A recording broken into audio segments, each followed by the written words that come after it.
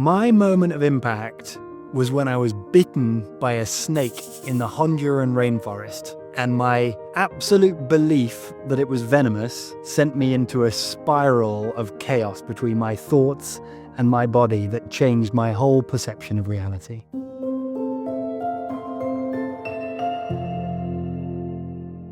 Today's impactful guest is Thomas Crowther. Professor Thomas Crowther is the author of Nature's Echo, that presents the grounded scientific basis for environmental optimism. In the book, he explores how the forces that shaped our universe can also be the ones to revive our planet. Described as the Steve Jobs of ecology, he is a professor of global ecology and the founding chair of the United Nations Decade on Ecosystem Restoration.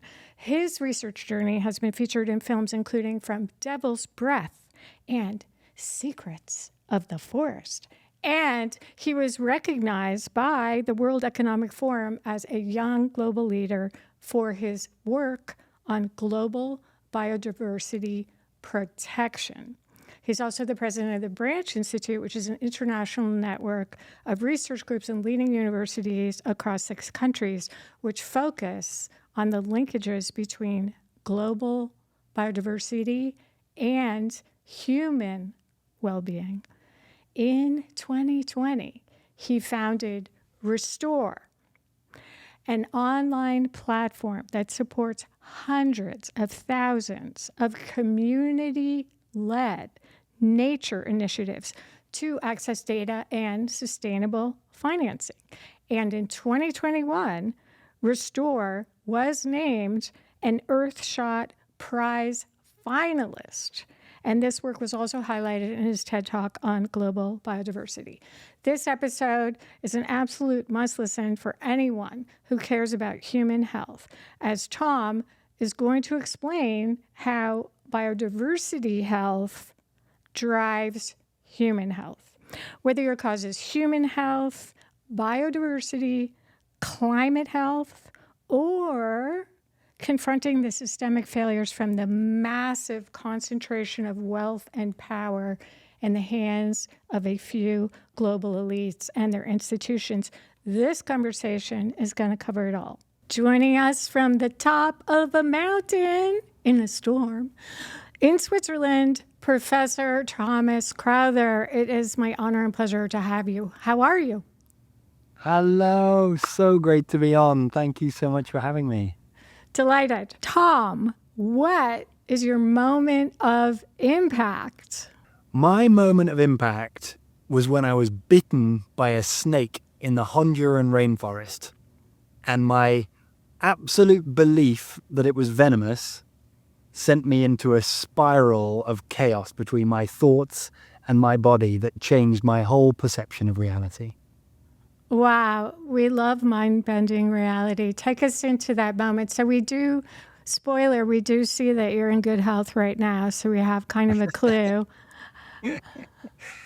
True, you know the end of the story, but the beginning of it was pretty chaos. I was doing research in Honduras, and we were about 4.5 hours walk away from a nearby little village. And we were halfway through this hike, and I found this magical bright green snake. I've always been obsessed with snakes. I literally, I got into ecology because of my obsession with snakes, but I'd never encountered a tropical snake until that point. And I went into overdrive. I managed to catch the snake gently behind the head. I was holding it very gently, and it was nice and controlled and calm and beautiful. And then a Honduran colleague who was from this area told me, it's a green racer, it's non-venomous, don't worry, it's all fine. And so I let the snake's head go so it could move around my body. If it's not venomous, it was pretty safe. I could, look at it more, allow it to get relaxed and calm down. And it did. It was beautiful. It was so calm. It was so happy. It was so content. But unfortunately, one of my friends tried to stroke it on the head, and it freaked out, tried to bite her. She got away, but it was now wrapped around both of my hands. So it bit me and just held on. And I was freaking out. It was absolutely crazy. But it was okay because it was all non-venomous. So we thought it was fine. So I let it go. And then as it was slithering off into the undergrowth, that same Honduran colleague said, you know what, actually, no, I think about it. I think that was I think that was a green pit palm viper. Actually, yeah, that's pretty deadly venom. That'll rot your arm off in no time. You're going to be in trouble.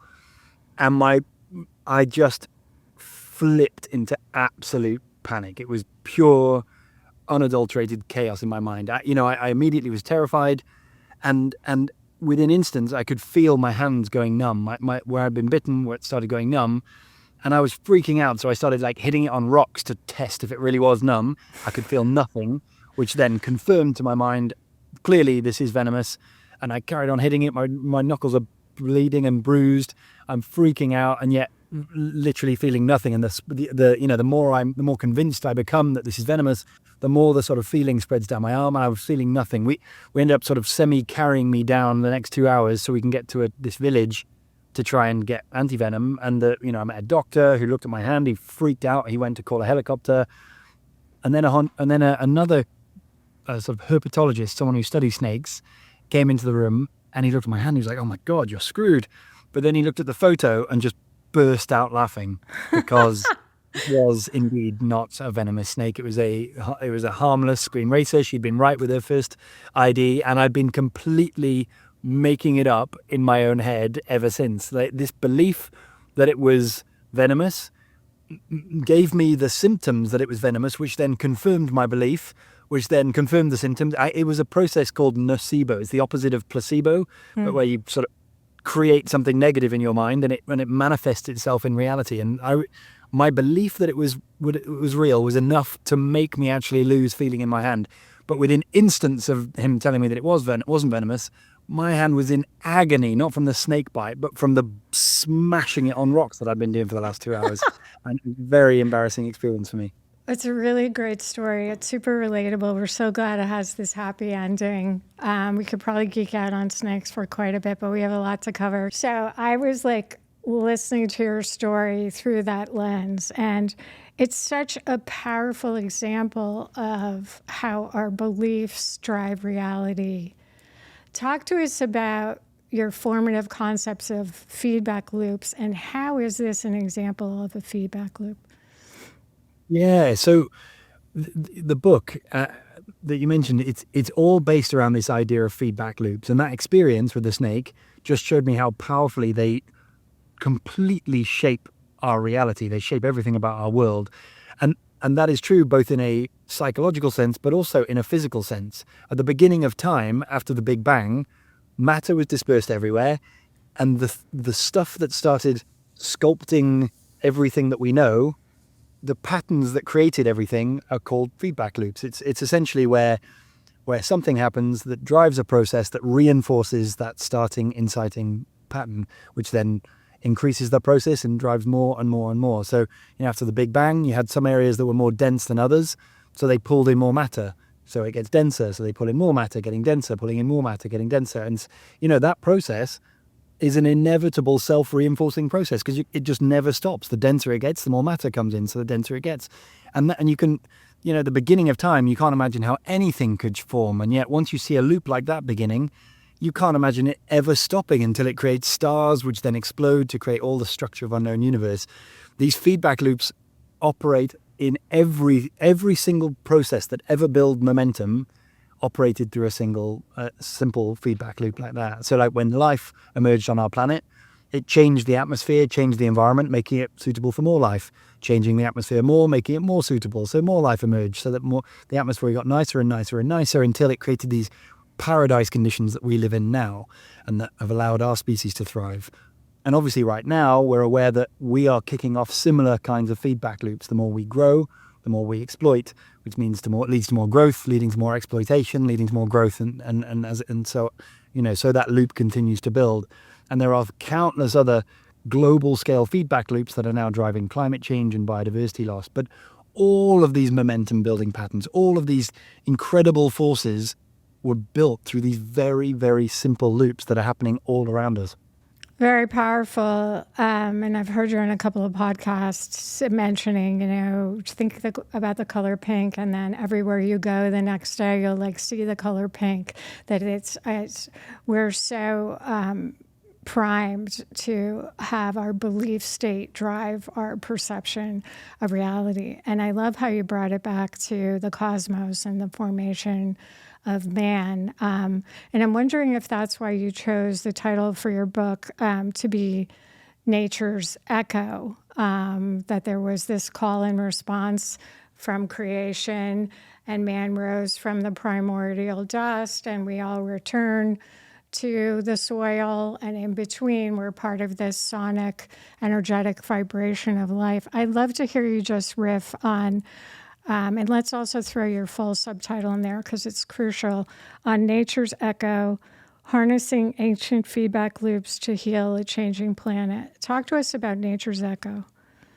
Yeah, so, all those physical feedback loops that I've described, creating the universe, creating the planet, creating life, creating human societies, and creating climate change, they're all just natural physical processes that once you start noticing them, you can't stop seeing them everywhere.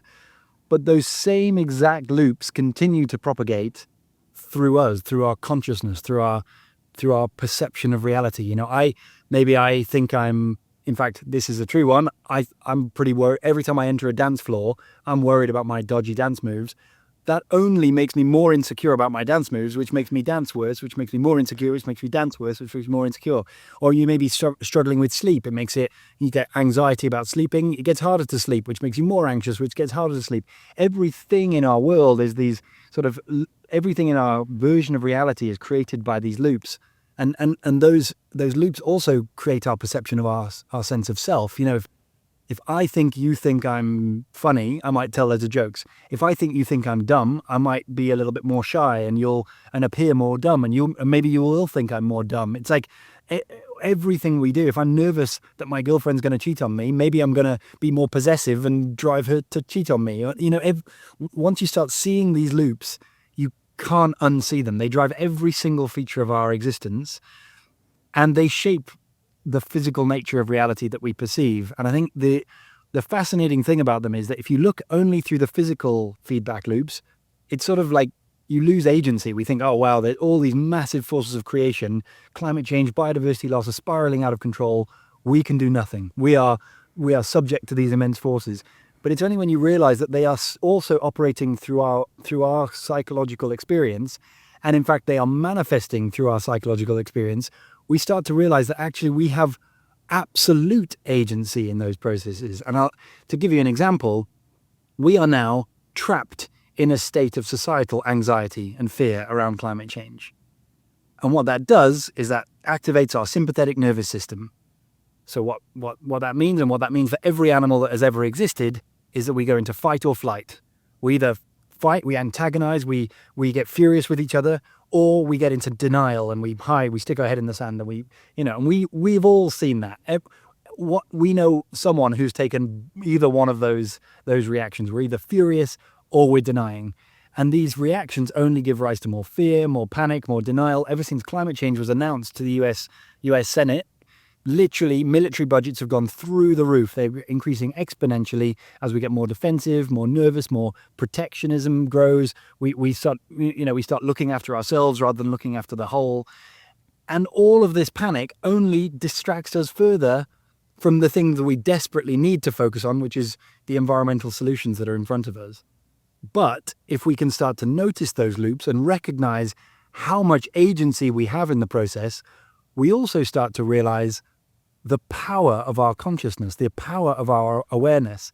If we can collectively acknowledge the pain and suffering that's come from biodiversity loss and climate change, but then also allow our attention to nourish the immense amount of opportunities that are emerging to engage in regenerative solutions, to whether it's like you love upcycling your clothes to get more Instagram followers, or eating vegetarian diets for the health benefits, or running to work for the fitness, or changing to electric vehicles for the cost benefits. Whatever it is, if there are solutions all around us that can improve our lives, and if we can allow our attention to nourish those things, they too have the potential to build. And the more we enjoy the process, the more momentum they gain and the more people see us enjoying them, the more they start doing them too. And actually, these feedback loops are quietly building all across our planet, and all they need is our attention and our enjoyment and our enthusiasm to turn them into reality.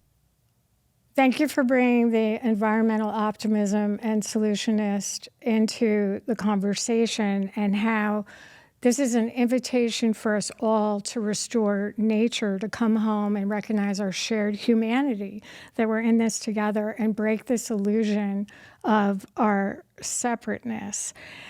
I think it's so powerful how you've created a bunch of tools that build the grounded scientific reality that biodiversity restoration is possible, and these same loops that created our beautiful earth can help heal it.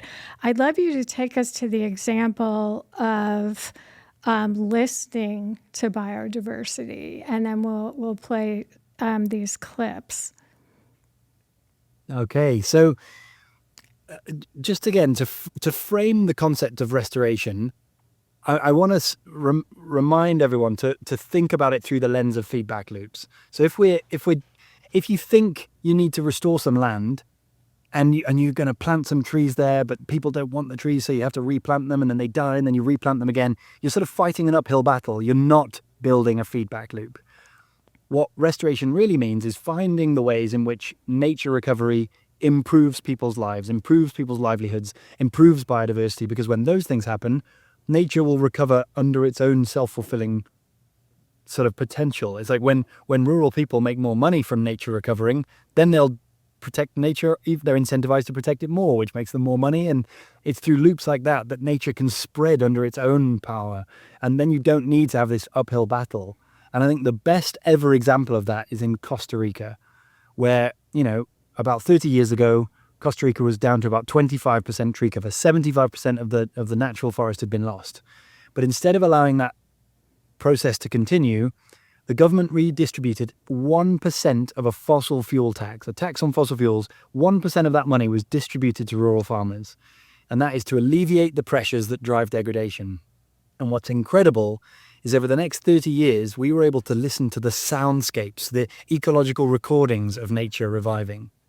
And what we hear is that the soundscapes of an intact natural forest are spectacular. They are beautiful. They will make anyone delighted. They're just high and low frequency, beautiful noises.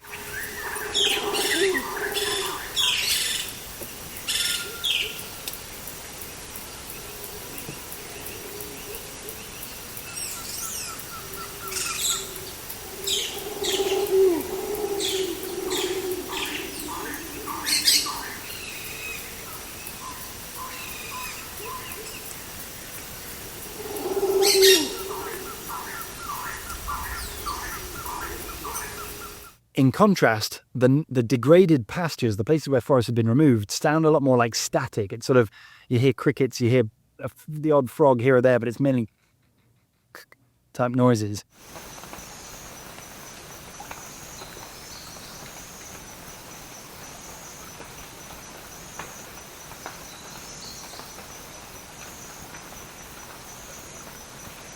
And what we hear across the places where the Payment for Ecosystem Service program happened, in all those places where rural farmers received payments, the average soundscape is now 86% of the way towards the full, intact, beautiful soundscape. And when we record those noises and we correlate them with the sounds of music, what we hear is that they are statistically closer to the sounds of music than they are to the degraded ecosystems. So nature is actually not only true biodiversity recovery with all these birds and insects and animals, we're actually getting soundscapes that are objectively to the human ear more palatable, more beautiful than the ones than the ones from the degraded landscape. And it sounds very woo-woo, it sounds very hopeful and wishy-washy, but in fact it makes complete evolutionary sense. We've evolved in ecosystems where the high and low frequency noises of animals indicate the availability of foods and resources and everything we need to survive. So of course, our world famous musicians have tapped into this deep evolutionary history to play sounds that reflect the soundscapes that we tend to prefer. There's no coincidence that no song ever has sounded just like the sound of static the whole way through. It's because we have evolved to enjoy these soundscapes of beautiful, thriving nature. And as a result, ecological recovery is not just functionally important, it's just beautiful and inspiring. Beautiful, inspiring. And I know in your Earthshot finalist prize talk and in your TED Talks, you share these clips and you show pictures of the students recording all the sound in Costa Rica, and there's evidence of the planet healing. I'm recording this right now on a day where the air quality limit is 300 and we're at 482 in Chicago with smog from the Canadian wildfires. So I'm acutely aware of how interconnected we all are.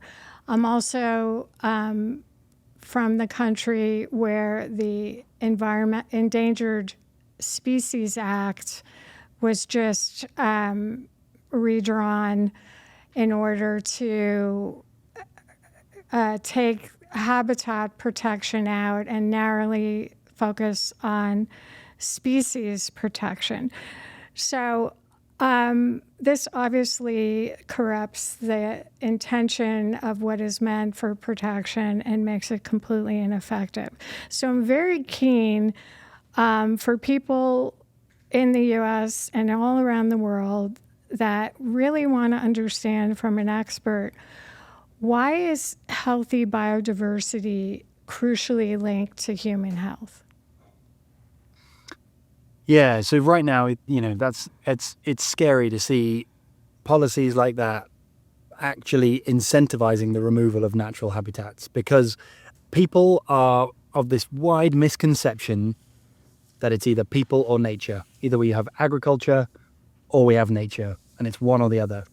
And in fact, this is the same misconception that has led to the collapse of countless civilizations before us, whether it's the Mayan civilization, the Easter Island civilization, the ancient Nordic civilizations. There are various societies that have collapsed because they've neglected the fundamental need for nature. When we remove nature so much, we lose all the services it provides.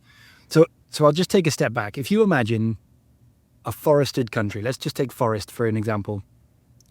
Initially, you do need to remove some nature to make room for food production. It makes absolute sense. You've got to clear some land to make room for agriculture, and your yields increase as you remove nature.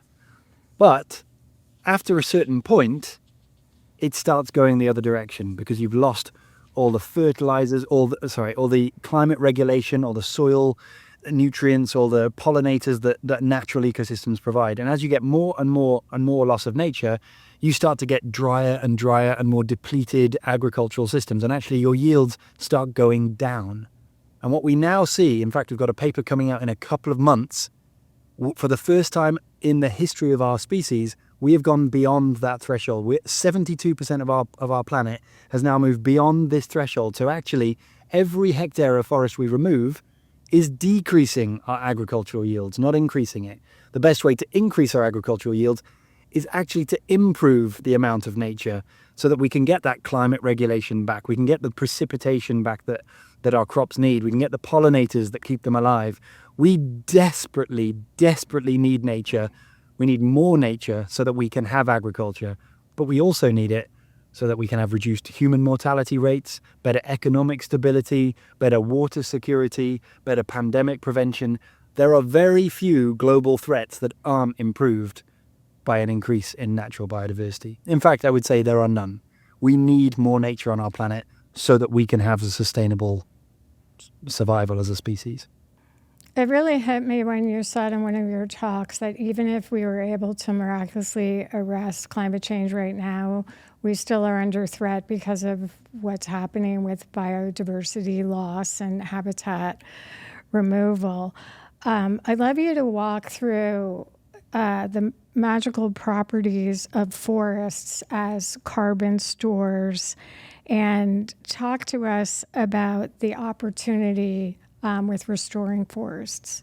Yeah, so forests are an iconic part of the natural world. You know, all ecosystems are vital to our survival, but forests are one that capture the imagination because trees are big. They are big physical structures that capture a huge amount of carbon, and the trunk and all the stem and the biomass, most of that is formed out of carbon. There's a huge amount of carbon that gets captured and stored in the biomass, and then even more gets pumped into the soil where it supports this huge organic matter pool below healthy forests. So these complex, rich, diverse ecosystems are they're the most powerful carbon pump that we have, dragging carbon out of the atmosphere. And actually, right now, they absorb about 10 times more carbon than humans emit every year. The problem is they also release about 10 times. So forests are in balance. And every year we're emitting more and more carbon, and forests are trying to keep up, but unfortunately, we are emitting more than they can handle. But there is this unbelievable potential. So right now, there are 3 trillion trees on the planet, but there were naturally around 6 trillion. We've about halved the scale of the global forest system. But what we identified is that outside, in the areas that have been lost, about a third of what has been lost is still available for recovery. So all the 2/3 is still, we use it for urban land and agricultural land, but about a third of what's been lost could recover. And if we could allow it to recover in ways that improve the livelihoods of rural communities and improve the well-being of local people, those forests have the potential to support 1 trillion new trees, which would capture about 200 billion tons of carbon. That's about a third of the carbon that we need to draw down in the fight against climate change. So simply allowing nature to recover, improving biodiversity, improving rural livelihoods, improving pandemic prevention and agricultural productivity and all the other services we get from nature, in addition, it would help us with about a third of our fight against climate change. So these ecosystems are a vital component of this whole global equation. Let's go to an example of a success story. You shared the beautiful example of Costa Rica, how they were able to reprioritize away from military investment to landowner investment and realize this amazing resurgence of biodiversity proven in the soundscapes and the research. But I'd love you to take us to Desta's farm in Ethiopia. Yeah, this is one of my favorites. There are hundreds of millions of rural land stewards across the planet who are all living in association with nature. And these are the people who are often trapped in an economic situation that forces them to degrade the natural land around them. And they do not want to. Nowhere on the planet is a degraded ecosystem more valuable to local people than a thriving one. And yet there are hundreds of thousands of places where people are finding the solutions to bring back nature, to improve their livelihoods. And Desta's is one of these beautiful examples. It's a farm in Ethiopia, in the Kaffa region of Ethiopia. And if you zoom into that area, you'll see a huge footprint of deforestation for coffee production. It's the most famous area in the world for coffee production. But Desta also grows coffee, but in a different way. If you zoom into his farm, what you see is just a beautiful, lush, thriving rainforest. And you can't imagine that could be a farm, but actually he grows his coffee trees underneath the canopy of a natural rainforest. And that actually makes incredible sense because coffee naturally grows underneath the canopy. It doesn't normally grow out in the open like the way we farm it now. It grows best underneath the canopy. It's a shade-grown species. And that means the forest traps water and nutrients really well. So Desta doesn't need to use fertilizers or irrigation to grow his coffee. His coffee grows better without that fertilizers and irrigation, which means it's way cheaper to produce and better quality. So for Desta, it's like a win-win. He saves money on his cost, he can gain money on the output, and more people are now buying his coffee for the delicious flavor and the nutritional benefits that come with it. So Desta's coffee farm is actually more productive than all the farms nearby where they're cutting the rainforest down. And when you see loops like that building, it becomes inevitable that, of course, all the other farmers in the landscape are seeing that, and now they're allowing trees to grow on their farms so that they can have more profitable coffee production. And every farmer that does it improves their yields, which means the next farmer does it, which means they improve their yields. And it's through feedback loops like that you start seeing nature recovering across entire landscapes. More and more forests mean more and better coffee production. Beautiful. A prime example of one of your main sayings throughout your book, that diversity begets diversity, and that biodiversity is our life support system and can help stabilize the climate.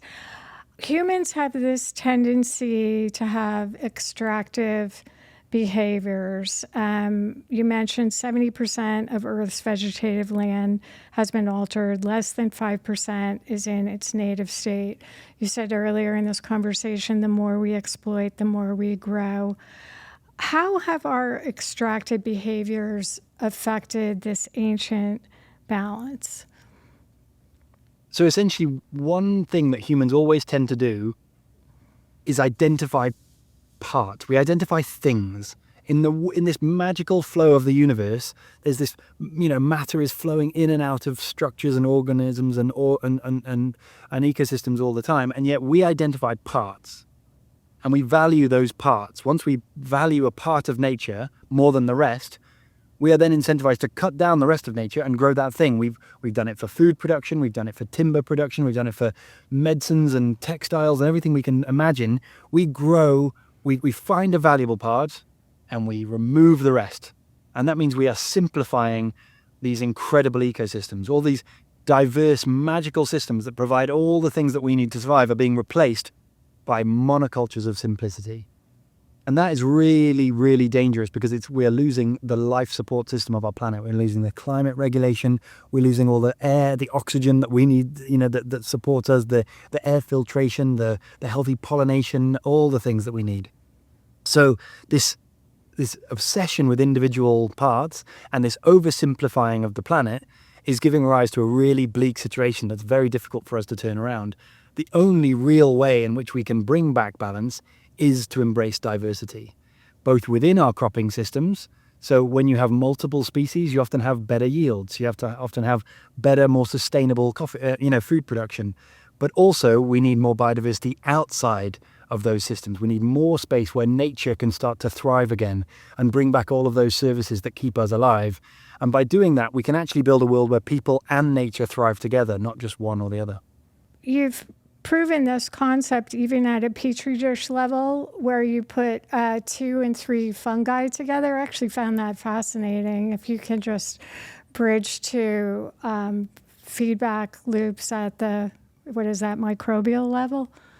Yeah. So, we think of feedback loops forming nature. It's like the more species there are, the more opportunities there are for new species. Every time you get these relationships between species that help one another, like the fungus and the tree.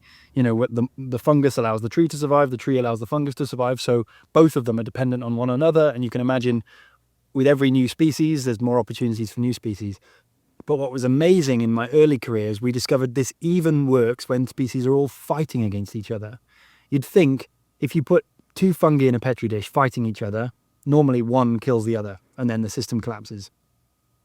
But if you had a third fungus, sometimes the third fungus kills the one that would otherwise win, kills the winner. And it also might lose to the loser. So you get a rock, paper, scissors system, where one beats the other, which then beats the first. So you end up, they just sort of move around after each other in the petri dish and none of them disappear because they're all beating each other. So all 3 survive. Now, it's quite rare to get that. We call it an intransitive loop in ecology. It's a perfectly balanced system. But what's really fascinating is that the likelihood of getting that when you have 3 fungi is quite low. But when you add a 4th fungus, you're slightly more likely to find those loops. And when you add a 5th and then a 6th and then a 7th, it becomes inevitable that you start finding those loops. And actually, by the time we had 9 fungi in the petri dish, we always had those intransitive loops. Once we had 9 fungi, you cannot lose the diversity within the system. So once you've got enough diversity, no one dies. Everyone dies at the beginning when there's low diversity, but no one dies when there's high diversity. And that's in a system that's only fighting against one another. Just imagine how important biodiversity is in the rich, complex, diverse array of ecosystems that we have on the planet, providing food and nutrients and everything else that we need to survive. Diversity literally supports more biodiversity. Beautiful example, and we can extrapolate to the planet from that. When you talked earlier about monoculture versus diversity, I was wishing I had asked you to share this powerful example, which is in your book from Portugal. Can we rewind the tape for a second and go to sharing the compare and contrast from Portugal? Yeah, so I think many of us are familiar with the massive forest fires that are happening around the world as a result of climate change. But what I think most people don't seem to know is how these things get amplified by the oversimplification of nature. So we're seeing not only does the removal of forests lead to climate change, which is causing fires to spark, but often if you were to drop a fire or spark a fire in a rich, complex natural forest, that fire goes nowhere, it just dies away. But unfortunately, because we've replaced those forests with mass monocultures, often species like eucalyptus or spruce trees or pine trees or various trees that are fast growing that we often use for things like timber or paper or pulp. These are the mass production forests that are often the fact that they're monocultures means they dry out the soil, they destroy all other competitors, and they become very, very vulnerable to things like fires. And in Portugal, I went to visit because they'd been experiencing severe forest fires because of mass eucalyptus plantations. Unfortunately, a century or so ago, people started using eucalyptus as ornamental trees in Portugal. And the more they used them, they realized that actually they're amazing to create paper. So they became really valuable. So people grew more of them. And then downstream processing got more effective. So it became cheaper to grow them. So the downstream processing got better. And so they became cheaper and cheaper. And eucalyptus trees spread across all of Western Portugal. And the result was, once those fires kicked off, they spread like crazy. Through a monoculture of eucalyptus, a fire will rage, and it won't stop until it hits the natural forest. So only when it reaches patches of natural forest does the fire stop. But because the whole landscape was eucalyptus, this region called Pedrogo Grande experienced devastating fires that killed tens of people. And I experienced some of the most horrific scenes I've ever seen. You can still see years after the fires, you still see charred marks where people had burned in their cars, burned to death on the roads, because these fires were so big, they were so hot, they were creating their own climate. They were literally sucking air in, and people were unable to escape the fires, creating this absolute hellscape. And it's all because of this oversimplification of nature. The more we lose nature, the more dangerous our world becomes. Thank you for building the case, and now let's go to the solution. And one of the reasons I'm so excited to speak to you is because you and your team have the solution. Let's talk about Restore. Tee it up. What is Restore? So I mentioned right now that there are millions of people across the globe who are living in association with nature, who do want to revive biodiversity so that they can have better incomes, like Desta, the coffee farmer, and like the people in Pedrogo Grande.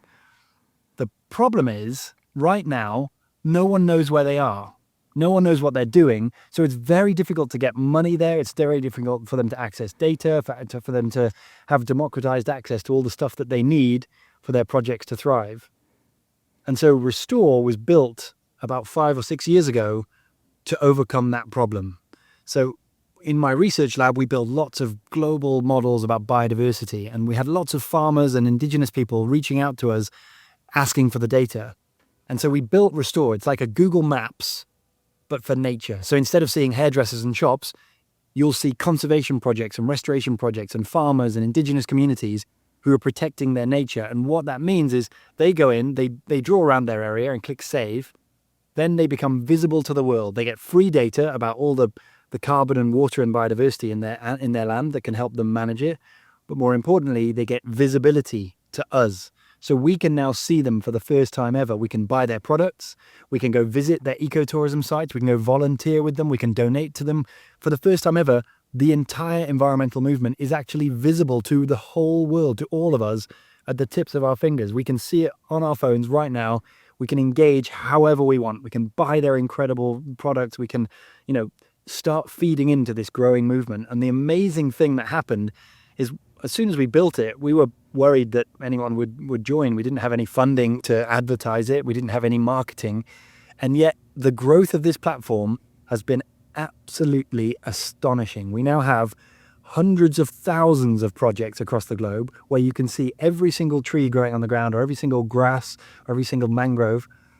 And across that land, it adds up to about 170 million hectares where people are doing better because nature is thriving.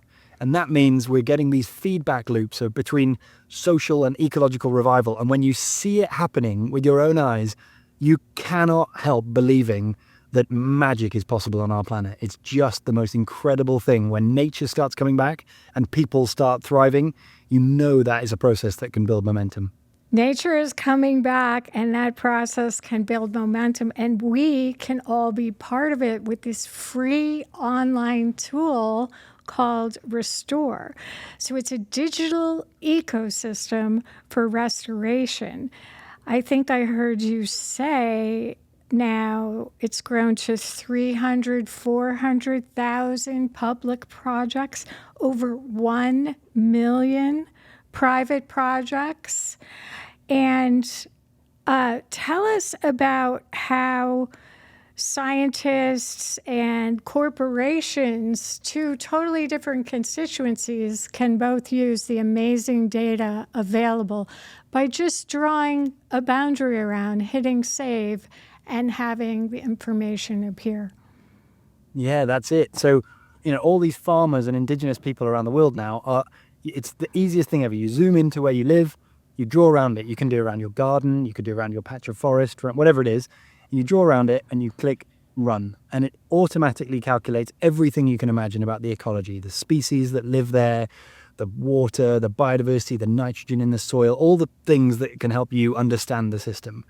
And if you click save, you become one of the millions of dots on Restore, and those dots are visible to the rest of the world. So now people can start seeing you. So governments are using Restore to track their national scale progress towards their biodiversity targets and their climate change targets. It's the official reporting mechanism for the UNCCD, which is the Convention on Biological for Biodiversity Protection.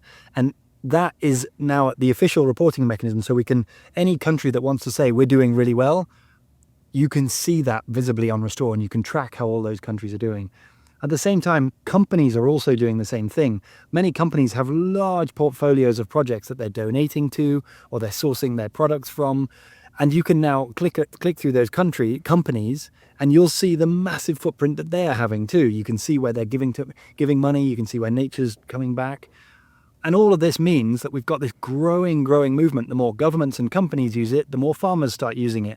And then they become visible, which then encourage more companies. And it's a feedback loop of itself. Like, the more people that use it, the more useful it's becoming.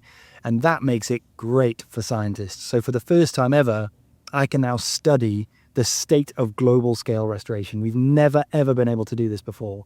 And 172 million hectares is a bigger number than I ever dreamed I would be able to report. We're about to publish that finding, showing that this is a massive scale of regeneration. And if we can all start to sort of realize how powerful it is and how amazing it is, we can start to influence the scale of that movement and pay attention and involve ourselves in the process. And it too can build with staggering momentum. Yeah, I love how you describe the feedback loop. The more people that upload their data, the richer it becomes for all of us. And it's this instantaneous transparency to how are we doing as a planet, as a species, to contributing to restoring nature and becoming more regenerative. I love how it is designed as a bottom-up tool, not a top-down tool, which I know is a value which you hold very dearly. And let's talk a little bit about how people can buy things. I saw on one of your videos you were drinking some coffee and inviting us to go buy coffee from Justa's farm in Ethiopia. What are some other ways that people can interact with the tool to direct their consumer dollars towards regeneration and restoration? Yeah, so right now the tool is in early stages of development, and yet already you can buy meat from locally sourced, farmers. You can buy honey, you can buy bananas, you can buy all sorts of products where people are growing them in nature, growing them from natural ecosystems. And these are all places where the more your money goes towards them, the more they're going to grow. So it's like a win-win. But one of the most popular uses of Restore at the moment actually is for students who are looking to go on their gap years or looking to go on holiday. And I remember when I finished my studies, I would have loved to go to some incredible, natural, beautiful, farm rather than just traveling around from city to city. I would have loved to know where they all are. And now these students, because they have Restore, they can choose locations anywhere on the entire planet. And all you need to do is click and email the person and say, hi, could I come visit your farm? Could I come visit your forest? I could help with, I could do some volunteering, or I can help out, or I can pay, or whatever. And it's become this ecotourism site that is just incredible. People are getting like free, tours around the world, and they're going and engaging in restoration as they do it. And I think this is a really exciting avenue that people are starting to enjoy. Oh, I hadn't thought of that use case. That is terrific.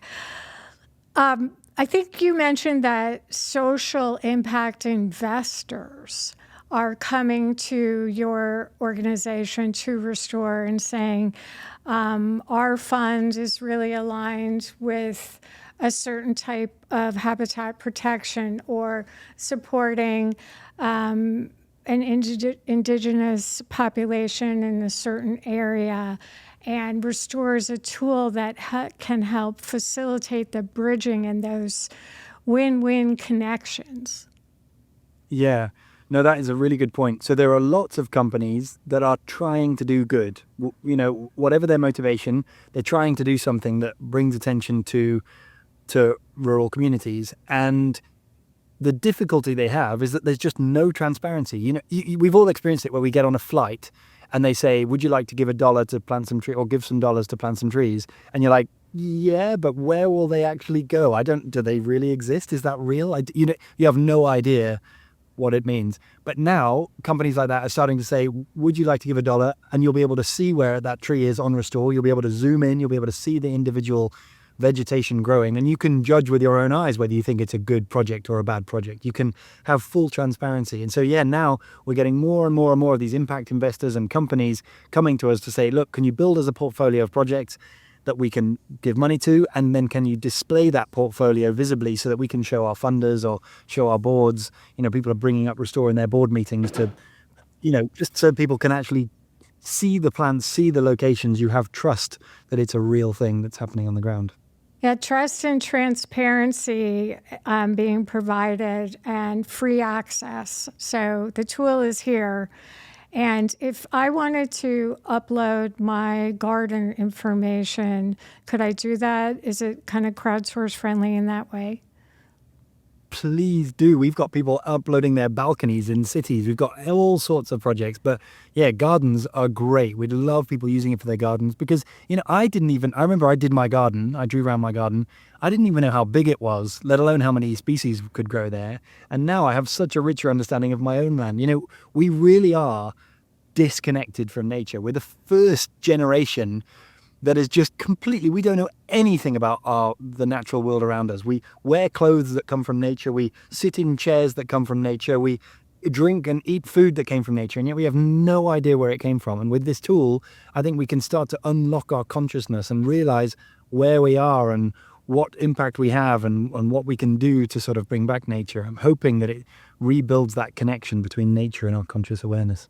It's an amazing tool, and I love how you say the mission statement is to connect nature-positive projects to the data, funding, and visibility needed to scale nature-positive work.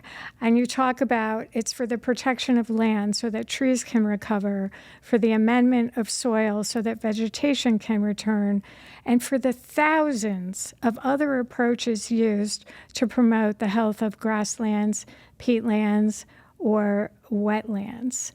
So talk to us about how the local land stewards and the local groups, the communities that live on the land and have been stewards of it with practices, many of which have been regenerative in nature. Why is it so important for us to redistribute wealth and power back to local communities. So many people, when they hear about restoration, they think of governments or companies buying up land and planting loads of trees, or removing biodiversity and planting rows of farms of trees. And this is often the old school traditional approach. It's often called helicopter conservation or helicopter restoration, where you fly into an area and you say, this is how it should be done, and you try and do it. That never works. Not only is it completely socially and ecologically irresponsible, but these top-down decision makers aren't the ones who know about the local ecology in the first place. And it's a huge uphill battle to raise all the funds and do all the infrastructure building and create all the content to do that. Instead, global restoration is not about building infrastructure and planting millions of trees and working really hard. It's just about finding the millions of local land stewards who are already there. The infrastructure is already in place. There are loads of people who need nature, who are desperate to have nature. The only reason that nature is not surrounding those people is because they've been trapped in an economy that doesn't allow it. So what I'm going to say here is arguably the most important research finding in my career. The single biggest driver of degradation on our planet is economic inequality. You have a few people with billionaires with massive environmental footprints, and then billions of people who live in association with nature who are trapped in an economy that gives no non-extractive alternatives. Either they don't own the land, or they don't have rights to it, or they're trapped or they don't have the economic flexibility to operate in a way that supports nature, and that forces them to use slash and burn farming, monocultures, excessive nitrogen fertilizer. We all know the things that destroy nature around the world.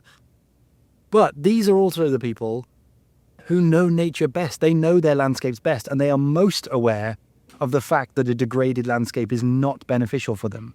And when given a tiny opportunity, any financial opportunity, these are also the people who know how to bring back nature so that it improves their livelihoods.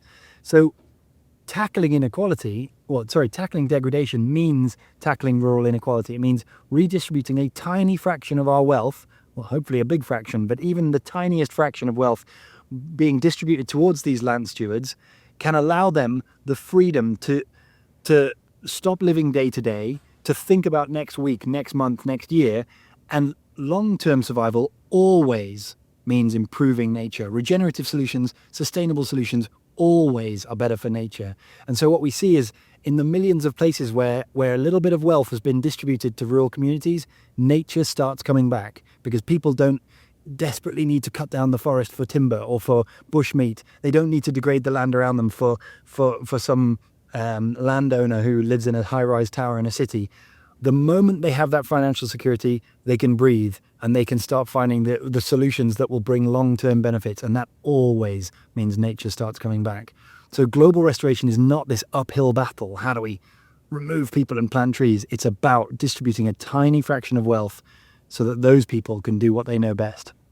Absolutely. It's about redistribution to the people who are closest to the solutions that work, and in many cases have worked for centuries before they were forced into extractive jobs by the concentrated wealth and power and global conglomerates that are pursuing agendas of extraction.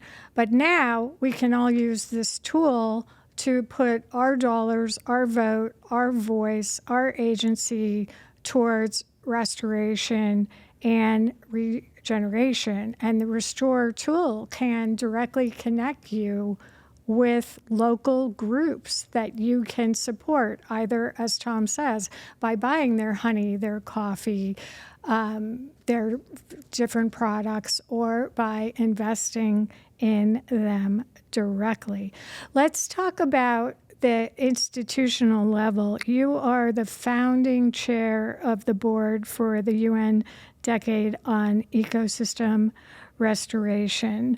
And what can we do as individuals to try to nudge the collective institutions like the United Nations, the World Economic Forum, the World Bank, and even NGOs?